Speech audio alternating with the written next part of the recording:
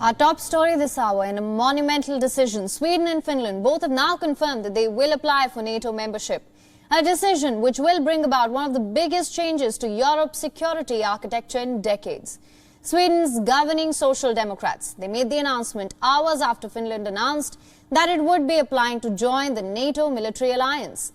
The Swedish Prime Minister will seek support in the Parliament today, but with much of the public and opposition already in favour, a formal application by Sweden is likely within days.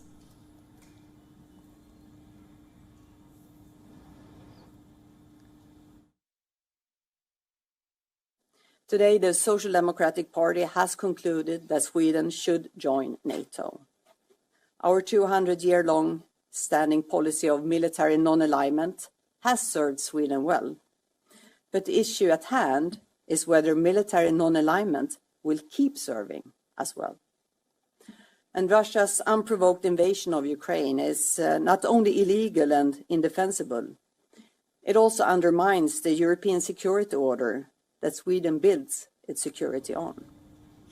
Now, Sweden stayed neutral in World War II and for more than 2 centuries has avoided joining military alliances. But Russia's attack on Ukraine, it has prompted both Nordic countries to rethink their needs.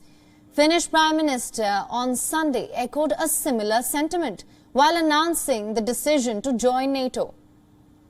Of course, when we look at Russia, we see very different kind of Russia today than we saw just a few months ago. Everything has changed when Russia attacked Ukraine. And I personally think that we cannot trust anymore that there will be a peaceful future next to Russia with our own.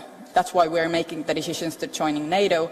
It's an act of peace that there would ever again be war in Finland in the future. Now, applying for membership, however, that is the easy part. Formally joining NATO, it's a long process since it needs to be ratified by all 30 NATO members. And Turkey has already voiced objection. Turkey laid out its demands on the sidelines of a meeting of NATO foreign ministers in Berlin. Turkey wants Sweden and Finland to stop supporting Kurdish terrorist groups in their territory, provide clear security guarantees, and lift export bans on Turkey. But both NATO and the United States seem confident that Turkey would not be delaying the 2 Nordic countries' entry into NATO. Here's US Secretary of State Antony Blinken saying that he was positive a consensus could be reached. Now, Sweden and Finland's decision to choose NATO over their decades-old policy of neutrality, it's a setback for Moscow. Its invasion of Ukraine has done the very thing Russia has repeatedly stated it does not want, which is the enlargement and expansion of NATO. And soon after Finland made its announcement, Moscow made its displeasure known, warning both countries of serious consequences if they move forward with their plans. Finland's Prime Minister, who spoke to President Putin on Saturday, described their conversation as measured and devoid of any threats. Meanwhile, foreign ministers of NATO countries who met in Berlin have pledged to provide security guarantees for both Finland and Sweden, while their memberships are being ratified by all member states, a process that can take up to a year.